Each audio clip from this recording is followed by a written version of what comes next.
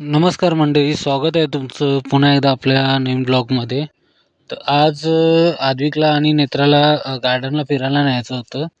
ते फिरायला जाण्यासाठी खूप हट्ट करत होते. सो आपण आज निघालोय कोयनेमधल्या नेहरू उद्यान गार्डनला. तर तिकीट्स घेतले आणि आम्ही आता गार्डनमध्ये गेलो.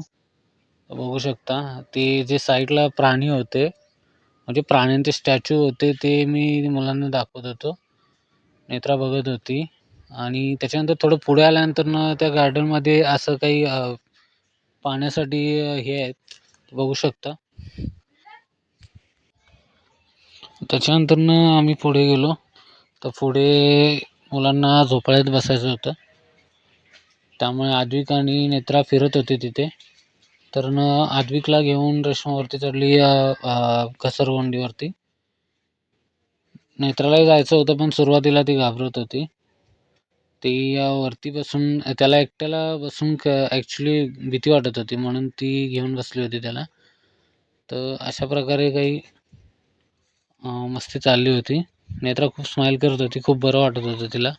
तर पहिली ट्रिप होती त्यांची गार्डनला, पहिल्याच वेळेला गेले होते, त्यामुळं वेगळंच होतं. आणि तब्बल 4 तास त्यांनी तिथे टाईम स्पेंड केलेला आहे, होऊ शकता. तर त्याच्यानंतर मग झोपाळ्यावर बसायला आलेत. झोपाळ्यावर बसण्यासाठी हट्ट करत होती. नेत्रा खूप एक्सायटेड होती आणि ती उतरतच नव्हती झोपाळ्यावरून.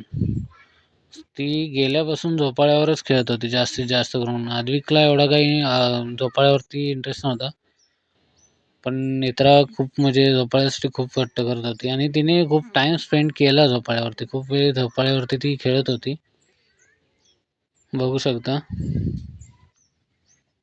आणि त्याच्यानंतर आद्विक उतरून बाजूला उभा राहिला, कारण त्याला काय भीती वाटत होती तिथे झोपाळ्यावरती, त्यामुळे तो काही जास्त वेळ बसत नव्हता. आणि त्याला बॅकिंगला झोपाळ्याला बॅकिंगला काही नसल्यामुळे त्याला भीती वाटणं साहजिकच होतं. पण नेत्रा फेअरलेस होते, नेत्राला काही भीती वाटत नव्हती. त्याच्यानंतर बॉबीमध्ये वरती रेश्मा गेली होती, पण तिला त्याच्यामध्ये जायला भीती वाटत होती. आम्ही तिघेजण खालून ओरडत होतो की तू ये म्हणून, बघू शकता तुम्ही. आणि त्याच्यानंतर आम्ही इकडे आलो, म्हणजे झोपाळ्यात आलो. आद्विक तर काय जातच नव्हता, आद्विक खूप घाबरत होता. त्याच्यानंतर थोडे फोटो सेशन केलं आणि इथून तुम्ही बघू शकता, इथून पुढे आम्ही चालत चालत गेलो.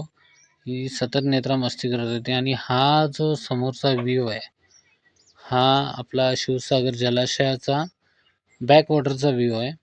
जे बघू शकता धरणात आता सध्या पाणी किती आहे आणि खूप म्हणजे सुंदर असं जलाशय दिसतो इथून, खूपच छान.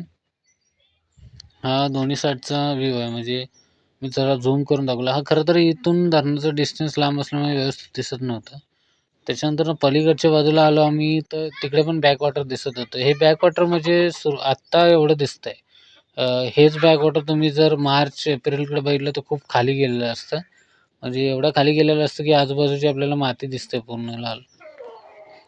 त्याच्यानंतर आम्ही इकडे पुढे आलो, तिथे म्हणजे गार्डनच्या मध्यभागी.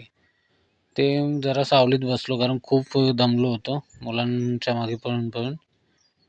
आणि इथे आल्यानंतर नेत्रा आणि अधिक मस्ती खूप करत होते. तर त्याच्यानंतर परत आम्ही गेलो झोपाळ्यावरती. झोपाळा म्हटलं आता शेवटचं एकदा बसू दे त्यांना, कारण नेत्राला परत झोपाळ्यावर बसायचंच होतं काही करून. सो हा स्टॅच्यू बघू शकतो, हा रानगव्याचा स्टॅच्यू आहे. हा स्टॅच्यू आहे, ओरिजिनल नाही आहे. हा आपण आतमध्ये आल्यानंतर समोरच दिसतो. अशा